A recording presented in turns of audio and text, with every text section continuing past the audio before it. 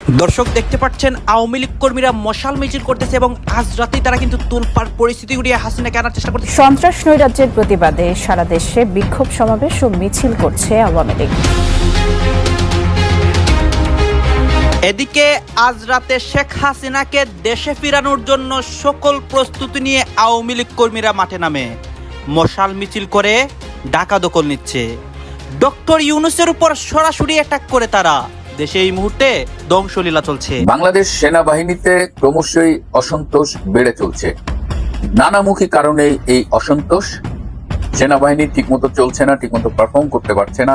তারা দীর্ঘদিন ব্যারাকের বাইরে রয়েছেন। ব্যারাকের বাইরে থাকলে যেটা হয়, সিভিলিয়ান লাইফে গিয়ে তারা নানা রকমের সিভিলিয়ান অপরাধে জড়িয়ে পড়ে, তারা নানা রকমের ক্ষমতার অপব্যবহার করে।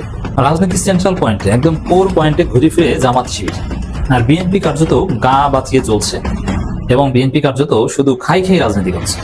ভবিষ্যৎ নির্মাণ বা এই ধরনের কোনো পরিকল্পনা নাই। নতুন বাংলাদেশ বা নতুনত্বের সাথে খাপ খাওয়ানো, নিজেদেরকে একটু সৃজনশীল করা, ডাইনামিক করা। চাঁদাবাজ ভাগায়া নিজেরাই চাঁদাবাজ হয়ে যেতেছি। সব তো চাঁদাবাজি করতেছে সমন্বয়ক পরিচয় দিয়া, এনসিপি নেতাকে দ্বারা ইউনূসের এই নাতিপুতির করতেছে। হাসিনা তো চুরি করে সব নিয়ে গেছে, তাহলে ইউনূস সাহেব কি উন্নতিটা করছে এটা দেখান। এর উপদেশটা বানাইছে, আমার নিজের লজ্জা লাগে। এরা হলো ৭১-এর রাজাকার, জেনুইন রাজাকার তারা, যারা বিএনপির কথা বলে। ভিপি নূরের ঘটনা নিয়ে সেনাবাহিনী এখনো থেমে নাই, তারা এখনো ষড়যন্ত্র করছে।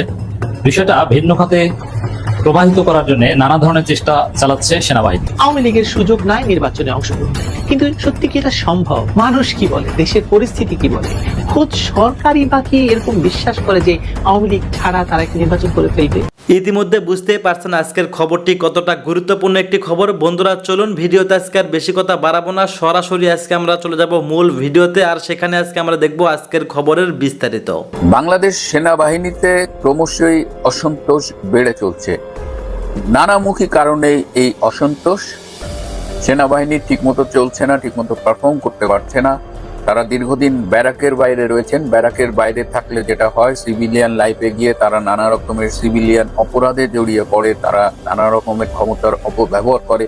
সেই নিয়ে স্বাভাবিকভাবে সেনাদের মধ্যে, অফিসার বা সৈনিকদের মধ্যে একটা অসন্তোষ আছে। কবে তারা ফিরে যাবে, এই অনিশ্চয়তার ব্যাপারটা।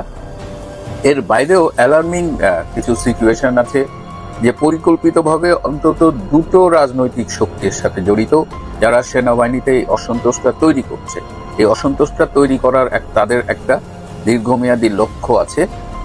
তাদের একটা বড় রাজনৈতিক দল, তারা এক ধরনের তৎপরতা চালাচ্ছে এবং তারা বিভিন্ন স্তরে এই অসন্তোষটা যেন বেড়ে যায় সেই লক্ষ্যে তারা কাজ করছে। এবং তারা একটি সংগঠন গঠন করেছে, খুব গোপনে তার কার্যক্রম সেনাবাহিনীর মধ্যে চলছে। এটা হলো Bangladesh revolutionary soldiers front, BRSF। এই BRSF কিন্তু অনেক গোপনে কাজ করছে এবং সম্প্রতি কুমিল্লা ক্যান্টনমেন্টের 2 সেনা কর্মকর্তা গ্রেপ্তার হয়েছে এবং তাদের জিজ্ঞাসাবাদের ফলে এই বাংলাদেশ রেভলিউশনারি সোলজার্স ফ্রন্টের কথা জানা গেছে এবং এর সাথে একটি দলের প্রবাসী নেতাও জড়িত। তিনি দীর্ঘদিন ধরে প্রবাসী নির্বাসনে আছেন। তাদের কিছু সুনির্দিষ্ট লক্ষ্য আছে। তারা চাইছেন যে ভেতর থেকে একটা ফোর্স ক্রিয়েট করে বর্তমান সেনাপ্রধান জেনারেল ওয়াকার খানকে তারা সরিয়ে দিতে চাচ্ছে তার পদ থেকে। তারা এই সেনাপ্রধানকে তারা বিভিন্ন সময় ব্যবহার করতে রাজি, কিন্তু সেনাপ্রধানকে দিনের শেষে তারা বিশ্বাস করেন না, কারণ এই সেনাপ্রধান শেখ হাসিনার সরকার কর্তৃক মনোনীত।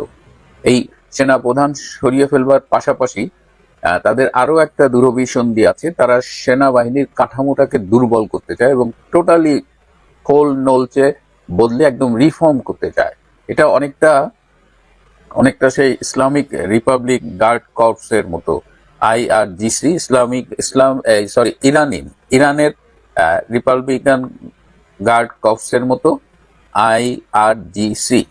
এই ইরানে একটা রেগুলার সেনাবাহিনী আছে, পাশাপাশি তাদের এই IRGC আছে। এই IRGC সেনাবাহিনীর চেয়েও শক্তিশালী এবং তারা পলিটিক্যালি অনেকখানি মোটিভেটেড। এই যে ইরানের যে খোমেনি, ইরানের তার যে সরকারটা রয়েছে, তারা যখন তাদের রাজনৈতিক উদ্দেশ্য বাস্তবায়নে তাদের ফোর্স দরকার হয়, তখন এই IRGC এরা কাজ করে। তো সেই ফর্মে বাংলাদেশ সেনাবাহিনীটাকে এই বাংলাদেশ রেভলিউশনারি সোলজার্স ফ্রন্টে তারা করতে যাচ্ছে এবং এর ফলে হবে কি, আলটিমেটলি আশঙ্কা করা হচ্ছে যে পুরো আর্মির কাঠামোটাই দুর্বল হয়ে যাবে এবং এইসব করার ফলে এর সাথে যখন আর্মি দুর্বল হবে, পুলিশ তো অলরেডি গেছে, র্যাবও আগের মতো শক্তিশালী নেই, এখন আর্মিটাকে যদি দুর্বল করা যায় তাহলে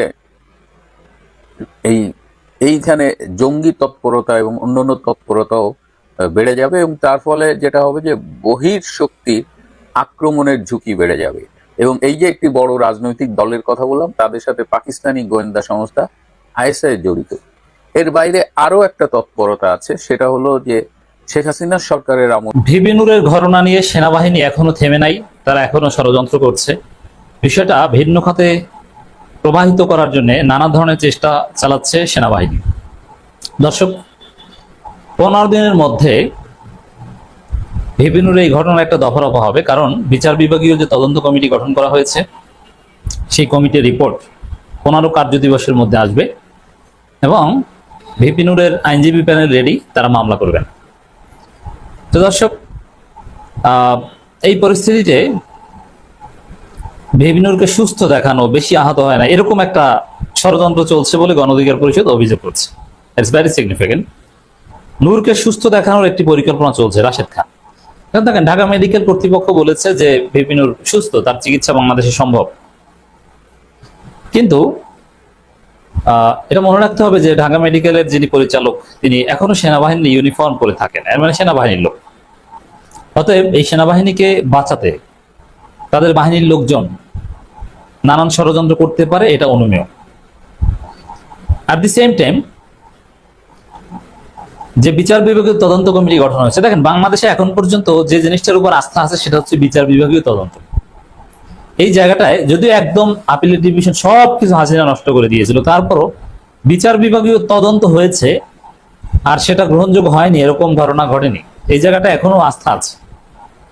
এই জায়গাটা ওয়াকার খেয়ে দেওয়ার চেষ্টা করতে পারে। এখন এটা আমরা সবাই বুঝি যে বিচার বিভাগীয় তদন্তে কি আসবে। নিশ্চিত সেনাবাহিনী এখানে দায়ী, সেটা তো আমরা সবাই দেখেছি। এটা তো তদন্তের কিছু নাই, জাস্ট ফর্মালিটিস, একটা প্রসিডিউরের মধ্য দিয়ে বিষয়টা সামনে আসতে হবে।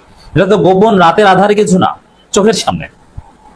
এই জায়গায় গণ অধিকার পরিষদ, দেখেন গণ অধিকার পরিষদকে এত কাঁচা প্লেয়ার ভাবলে হবে না। গণ অধিকার পরিষদের ছেলেরা হয়তো বা ছোট, কিন্তু এদের পেছনে অনেক আছে, বা ওয়াকারের বিরুদ্ধে বিরাট শক্তি। এখানে ওয়াকারকে উপযুক্ত শাস্তির ব্যবস্থা করবে। গণ অধিকার পরিষদ একটা চমৎকার আলটিমেটাম দিয়ে দিয়েছে যে ওয়াকার নিজে যদি এর দায় নিতে না চান, তাহলে তদন্ত প্রতিবেদন বা মামলার আগেই তার অভিযুক্ত অফিসারদের বিরুদ্ধে সাংগঠনিক মানে বিভাগীয় ব্যবস্থা নিক, সেনাবাহিনীর আইন অনুযায়ী তিনি বিচার করুক, বরখাস্ত করুক, তাহলে ওয়াকার নিজে বাঁচতে পারবেন। কিন্তু না, ওয়াকার সেটা করবেন না। ওয়াকার যেহেতু ওয়াকারের নির্দেশ হয়েছে, এখন এটা করতে গেলেও সমস্যা। সাপোজ সরাসরি যেসব সেনা অফিসার এই হামলার সাথে জড়িত, ওয়াকার তাদের বিরুদ্ধে ব্যবস্থা নিল, পরে তারাই ফেসবুকে বলে দিবে এখন তো বাকস্বাধীনতার যুগ, এখন তো আর আয়না করার গুমের ভয় দেখাতে পারবে না। তারাই বলে দিবে আরে আমি হামলা করেছিলাম তো ওয়াকারের নির্দেশে, এখন সে আমাকে বরখাস্ত করেছে, আমার উপর একটা নির্দেশ ছিল, আমি তো সেনাবাহিনী চেইন অফ কমান্ডে চলে। তারা তার অতি উৎসাহী হয়ে আচরণ করে না, অত্যন্ত দক্ষ, সুন্দরভাবে তাদেরকে ট্রেনিং দেওয়া হয়। এই জায়গায় দর্শক এখনো বিভিন্ন এই ঘটনা নিয়ে সেনাবাহিনীর নানান অপতৎপরতা চলছে। গণ অধিকার পরিষদও এটা নিয়ে যথাযথভাবে সামনে আগানোর চেষ্টা করছে, মামলার ফাইল ড্রাফট করছে, এবং তারা বলছে থানায় মামলা করবে না, তাদের আস্থা নেই, কোর্টে মামলা করবে। আর মামলা যাই করুক, সবচেয়ে বড় বিষয় হচ্ছে বিচার বিভাগীয় তদন্তে কি আসে। এই জায়গাটা ইউনুস ফেল করলে ইউনুসের অধীনে নির্বাচন হবে, এটা মানুষ বিশ্বাস করে একদম ছেড়ে দিবে। কারণ আসিফ নজরুল বলেছেন 15 কার্যদিবসের মধ্যে, তার মধ্যে অলরেডি 1-2 কার্যদিবস হয়ে গেছে। আর মস্তিষ্ক ঠিক মতো কাজ করছে না। অনেকে দেখতে এসেছেন, সবার নাম আমি নিতে পারছি না। জামাত ইসলামের শীর্ষ নেতৃবৃন্দ, এনসিপির শীর্ষ নেতৃবৃন্দ, ইসলামী আন্দোলন বাংলাদেশের শীর্ষ নেতৃবৃন্দ সহ বিভিন্ন রাজনৈতিক দলের আমির এবং মহাসচিব, চেয়ারম্যান, সাধারণ সম্পাদক অনেকে দেখতে এসেছেন, সবার নাম আমি নিতে পারছি না, সময় সংক্ষিপ্ত। আমাদের দলের পক্ষ থেকে তাদেরকে আমরা ধন্যবাদ জানাই এবং ফ্যাসিবাদ বিরোধী শক্তিকে আমরা তাদের প্রতি কৃতজ্ঞতা জানাই। নুরুল হক নূরের উপর যে হামলা হয়েছে, এই হামলাকে কেন্দ্র করে আজকে পুরো জাতি একতাবদ্ধ হয়েছে। এখন এদেশের মানুষের যে চাওয়া সেটি হলো আওয়ামী লীগকে যেভাবে সাংগঠনিক কার্যক্রম নিষিদ্ধ করা হয়েছে, জাতীয় পার্টি সহ 14 দল ফেসিবাদের যারা দোসর তাদের সাংগঠনিক কার্যক্রম নিষিদ্ধ করতে হবে। নুরুল হক নূর এখনো পর্যন্ত হাসপাতালের বিছানায় 6 দিন অতিবাহিত হচ্ছে। এখনো পর্যন্ত সেনাবাহিনীর এবং পুলিশ বাহিনীর যারা এই হামলার সাথে জড়িত ফুটেজ থাকা সত্ত্বেও এখনো পর্যন্ত তাদের কাউকে চিহ্নিত সাপেক্ষে তাদের বিরুদ্ধে ব্যবস্থা গৃহীত হয়নি। এটি এই সরকারের জন্য অত্যন্ত লজ্জার। আমরা মনে করি স্বরাষ্ট্র উপদেষ্টার নির্দেশনা ব্যতীত এই ধরনের হামলা ঘটার সুযোগ নাই। আর এই কারণে গণ অধিকার পরিষদ মনে করে নুরুল হক নূরের উপরে যে হামলা হয়েছে, গণ অধিকার পরিষদের নেতাকর্মীদের উপর যে হামলা হয়েছে, এই ঘটনাকে কেন্দ্র করে অবশ্যই স্বরাষ্ট্র উপদেষ্টাকে প্রত্যাহার করতে হবে। যিনি ফ্যাসিবাদ বিরোধী শক্তির উপরে হামলা হচ্ছে, রক্তাক্ত করা হচ্ছে এবং সেই ঘটনাকে কেন্দ্র করে তিনি কারোর বিরুদ্ধে ব্যবস্থা নিতে পারছেন না, এরকম নির্লজ্জ বেহায়া ছোট লোক স্বরাষ্ট্র উপদেষ্টা বাংলাদেশে থাকতে পারে না। এটা আমাদের স্পষ্ট বক্তব্য। আমি আবারও সর্বশেষ বলছি, নুরুল হক নূর তিনি এখনো পর্যন্ত পরিপূর্ণ সুস্থ হননি। তিনি যে অবস্থায় হাসপাতালে ভর্তি হয়েছিলেন, যে সমস্যা এবং যে সংকট নিয়ে এখনো পর্যন্ত সেই সমস্যা সেই সংকট রয়েছে, তার অবস্থা এখনো পর্যন্ত আশঙ্কাজনক এবং তার নাক দিয়ে এখনো পর্যন্ত ব্লিডিং হচ্ছে, তার কাশির সাথে ব্লিডিং হচ্ছে। তিনি হাঁটতে গেলে মানে যখন তিনি ওয়াশরুমে যাবেন একা যেতে পারছেন না, তার মাথা ঘুরছে, তিনি পড়ে যাচ্ছেন, অর্থাৎ তার মস্তিষ্ক ঠিকমতো কাজ করছে না, তার ব্রেনে আঘাত করা হয়েছে। দেখে দেখে সেন্সিটিভ স্থানে সেনাবাহিনীর কতিপয় সদস্য এবং পুলিশের কতিপয় সদস্য নাকে আঘাত করেছে। নুরুল হক নূরের নাকটা পুরোপুরি বাঁকা হয়ে গেছে। আমি জাস্ট তাকে জিজ্ঞেস করছিলাম এখন কি অবস্থা, তিনি খুব আস্তে করে বললেন যে ভাই আমার নাকটা আপনি দেখেন পুরো বাঁকা হয়ে গেছে। তিনি হাঁ করতে পারছেন না। ডাক্তাররা তার দাঁতের অবস্থা দেখার জন্য আমার সামনেই বললেন আপনি একটু হাঁ করে, নুরুল হক নূর হাঁ করতে পারলেন না। তাহলে কেন বলা হলো নুরুল হক নূর সুস্থ? এই কথা কেন বলা হলো আমি জানি না। আমার কাছে মনে হয় নুরুল হক নূরকে সুস্থ দেখানোর একটি পরিকল্পনা চলছে। আমরা বলতে চাই এইসব পরিকল্পনা করে কোনো কাজ হবে না। আওয়ামী লীগের সুযোগ নাই নির্বাচনে অংশগ্রহণের, কিন্তু সত্যি কি এটা সম্ভব? মানুষ কি বলে, দেশের পরিস্থিতি কি বলে? খোদ সরকারই বা কি এরকম বিশ্বাস করে যে আওয়ামী লীগ ছাড়া তারা একটা নির্বাচন করে ফেলবে? 1996 সালের 15ই ফেব্রুয়ারির কথা চিন্তা করি। বিএনপি একতরফা নির্বাচনকে যদি স্মরণ করেন তবে দেখবেন খালেদা জিয়ার সেই সংসদ টিকে ছিল মাত্র 12 দিন। বিএনপির মতো এত বড় একটা শক্তিশালী দল যদি না পারে তবে কি উড়ে এসে জুড়ে বসা এই ইউনূস মহাজন পারবেন ভেবেছেন? সম্ভব নয়। নির্বাচনকালীন সরকারের প্রধান যেই হোক না কেন, ডক্টর ইউনূস যে হবেন না সেটা নিশ্চিত। কয়েক মাস পেছনে ফিরে যাওয়ার অনুরোধ করি আপনাদের। মনে আছে আপনাদের এক রাতে হঠাৎ কিংস পার্টি এনসিপির লাঠিয়াল নেতা হাসনাত আব্দুল্লাহ দাবি করলেন গাজীপুরে তার উপর নাকি হামলা হয়েছে। এরপর নানা নাটকের মঞ্চায়ন শেষে সরকারি ফরমানে রাজনৈতিক কার্যক্রম নিষিদ্ধ হলো আওয়ামী লীগের। এবং ডক্টর ইউনূসের জীবনে যতগুলো পাপ আছে সবগুলো ছাপিয়ে আওয়ামী লীগ নিষিদ্ধের এই ঘোষণা যে ইউনূস মহাজনের জীবনে সবচাইতে আদিম এবং ভয়ঙ্কর পাপ এবং এই পাপের শাস্তি যে তাকে পেতেই হবে, এই সত্য ক্রমশ স্পষ্ট হয়ে উঠছে এবং তিনিও বুঝে ফেলেছেন বলে আমার মনে হচ্ছে। কেন মনে হচ্ছে তার ব্যাখ্যা করছি। আওয়ামী লীগ নিষিদ্ধের ব্যাপারটি আসলে একটি মেটিকুলাস ডিজাইনের অংশ। হামলার নাটক সাজিয়ে মব সৃষ্টি হলো উপদেষ্টা পরিষদের সিদ্ধান্তের পর প্রজ্ঞাপন এবং এরপর নির্বাচন কমিশন নিবন্ধন স্থগিত করলো আওয়ামী লীগের। ইলেকশন কমিশনের এই সিদ্ধান্তের পর কাগজে কলমে যা আছে তাতে আওয়ামী লীগের সুযোগ নাই নির্বাচনে অংশগ্রহণের, কিন্তু সত্যি কি এটা সম্ভব? মানুষ কি বলে, দেশের পরিস্থিতি কি বলে?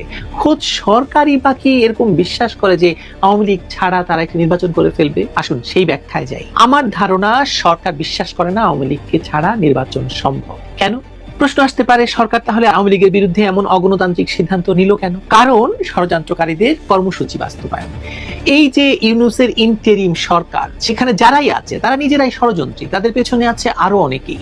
এটা মূলত একটা প্রজেক্ট, এবং ডক্টর মোহাম্মদ ইউনূস মহাজন হিসেবে খুলে বসেছেন একটি দোকান। তিনি এর অংশ হয়েছেন মূলত আর্থিক সুবিধা পেতে। আপনারা জানেন তিনি কি আর্থিক সুবিধা পেয়েছেন এরই মধ্যে, যদি মনে না থাকে তবু আবার বলি। ক্ষমতা দখলের পর ব্যক্তিগত সাজা এবং মামলা বাতিল করেছেন, নিজের 666 কোটি টাকা কর্মমুকুব করেছেন, গ্রামীণের কর অব্যাহতি পেয়েছেন, সরকারি প্রতিষ্ঠান গ্রামীণ ব্যাংক থেকে সরকারের শেয়ার 35% থেকে 10% নামিয়ে এনেছেন, গ্রামীণের নামে ভার্সিটি পেয়েছেন, গ্রামীণ ফোনের মালিকানায় টেলিকম বিজনেস পেয়েছেন, মোবাইল ফোন ফাইন্যান্সিয়াল সার্ভিস সমাধানের অনুমোদন পেয়েছেন, আরো অনেক আছে। ডিপ স্টেটের নাম তো আমরা সবাই জানি। এরা সব লোভীকে জড়ো করেছে আর্থিক লাভালাভের হিসাব দেখিয়ে, আওয়ামী লীগকে ক্ষমতা থেকে হটিয়ে এরপর নিজেদের উদ্দেশ্য হাসিলের মতো তারা তাই এখন আসলে উদ্দেশ্য হাসিল করে বেড়াচ্ছেন সবাই। ফিরে আসি আওয়ামী লীগ এবং নির্বাচন নিয়ে। আপনার কি বিশ্বাস হয় আওয়ামী লীগকে বাইরে রেখে নির্বাচন সম্ভব?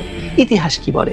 ইতিহাসের পাঠে আশ্রয় নিলে বলা যায় সম্ভব নয়। সংসদীয় গণতন্ত্রের সময়ের যদি 1996 সালের 15ই ফেব্রুয়ারির কথা চিন্তা করি, বিএনপি একতরফা নির্বাচনকে যদি স্মরণ করেন, তবে দেখবেন খালেদা জিয়ার সেই সংসদ ছিল মাত্র 12 দিন। বিএনপির মতো এত বড় একটা শক্তিশালী দল যদি না পারে, তবে কি উড়ে এসে জুড়ে বসা এই ইউনূস মহাজন পারবেন ভেবেছেন? সম্ভব নয়। জুলাই আগস্টের কথা বাদ দিন, গত 1 বছরে আওয়ামী লীগ কিন্তু ইতিহাসের সবচেয়ে বেশি জনসমর্থন ধারণ করেছে। এটাকে আমার ব্যক্তিগত অনুমান ভাববার কোনো কারণ নেই। প্রাতিষ্ঠানিক অপ্রাতিষ্ঠানিক নানা জরিপ এবং তথ্য উপাত্ত এটাই বলছে। আবারও হয়তো আপনারা প্রশ্ন করবেন আওয়ামী লীগ তো নিষিদ্ধ। বাস্তবতা কিন্তু অন্য। দেশের রাজনীতি, আন্তর্জাতিক রাজনীতি এখন আওয়ামী লীগের প্রতিকূলে নয়। দিন যত যাচ্ছে তত বেশি কোণঠাসা হয়ে পড়ছে ইউনূস মহাজনের ইন্টারিম গভর্নমেন্ট। অর্থাৎ ইউনূস তার আদি পাপের শাস্তি ক্রমশ এগিয়ে নিয়ে আসছেন। যে কথা বলছি যে আন্তর্জাতিক রাজনীতি এখন আওয়ামী লীগের অনুকূলেই আছে, এবং সেটার প্রমাণ আপনারা পাবেন কিছুদিনের ভেতরে। দেশের আইন শৃঙ্খলা পরিস্থিতি খারাপ, অর্থনৈতিক অবস্থা নাজুক, আমরা সবাই রাজা, আমাদের এই মবের রাজত্বে এসব তো দেখতেই পাচ্ছেন। এর বাইরে কি আছে? এর বাইরে আছে বিশ্বের কোন দেশের সরকার, আপনারা লক্ষ্য করেছেন কিনা জানি না, বাংলাদেশ সরকার প্রধানকে সফরের আমন্ত্রণ জানা। ধন্যবাদ প্রিয় দর্শকবৃন্দ, আমাদের ফুল ভিডিওটি দেখার জন্য আপনাকে জানাই অসংখ্য ধন্যবাদ। তো বন্ধুরা, আজকের এই নিউজটি দেখে আপনাদের কি মতামত অবশ্যই কমেন্ট বক্সে কমেন্ট করতে ভুলবেন না। আর হ্যাঁ, এমন নিত্য নতুন আপডেট খবর সবার আগে পেতে চাইলে এখনই আমাদের এই পিচ্চি সাকিব ইউটিউব চ্যানেলটি সাবস্ক্রাইব করুন। ধন্যবাদ।